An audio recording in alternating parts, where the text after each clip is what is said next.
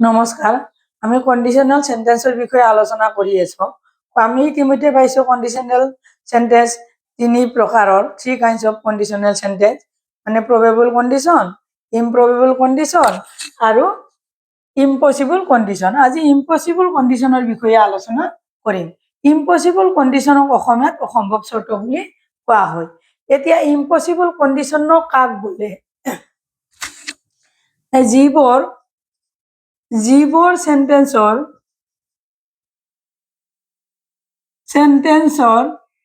if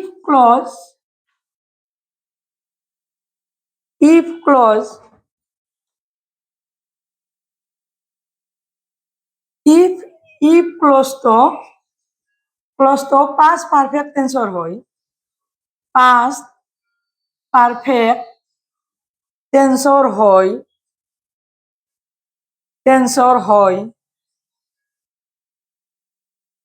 হয় আৰু main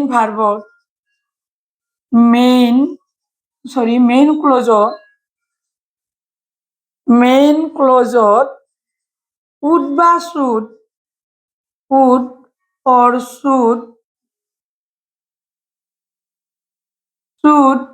ব্যবহাৰ হয়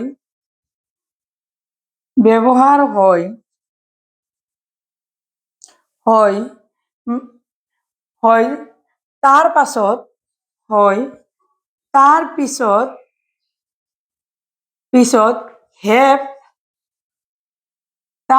have ভাৰ্বটো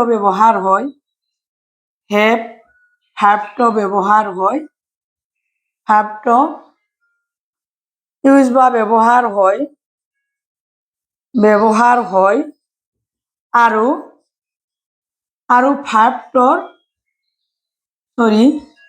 ভাৰ্বটোৰ past participle ৰূপটো ব্যৱহাৰ হয়, past participle ৰূপ ব্যবহাৰ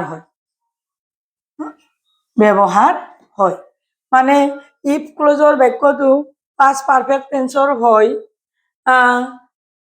তাৰপিছত মেইন ক্লজত would বা should ব্যবহাৰ হয়, তাৰপিছত have ভাৰ্বটো ব্যবহাৰ হয়, তাৰপিছত কিন্তু মেইন ভাৰ্বটো আমাৰ past participle ৰূপটো ব্যবহাৰ হয়। এটা উদাহৰণ দিলে কথাটো সহজে বুজি পোৱা হ'ব। উদাহৰণস্বৰূপে বা যেনে আমি এনেধৰণে ক'ব পাৰো, if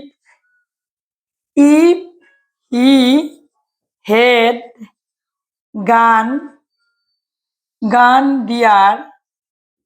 there, he would meet me. if he had এইটো হৈছে past perfect টেন্সত মানে if ক্লজটো, তাৰপিছত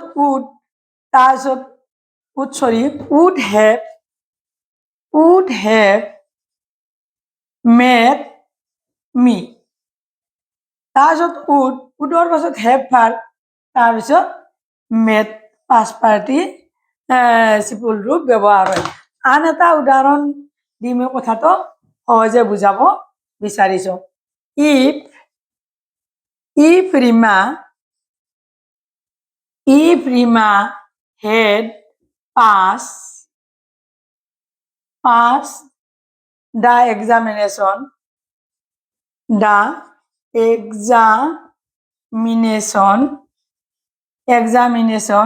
she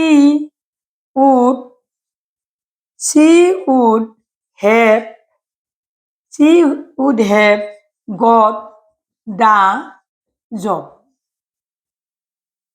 রিমাই যদি পৰীক্ষাত পাছ কৰিলেহেঁতেন তাই জবটো মানে চাকৰিটো পালেহেঁতেন।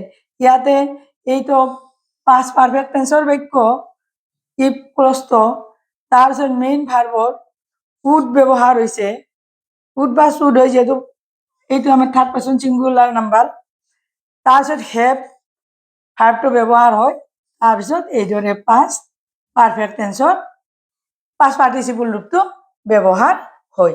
ঠিক এনেধৰণৰ ইম্পচিবল কণ্ডিশ্যনৰ সেন্টেন্সবিলাক বাস্তৱত নঘটে, ই অতীত হৈ গৈছে, গতিকে অতীত হৈ যায় বাবে ই বাস্তৱত ঘটা সম্ভৱ নহয়, সেই গতে ইয়াক ইম্পসিবল কন্ডিশনৰ বাক্য বুলি কোৱা হয়।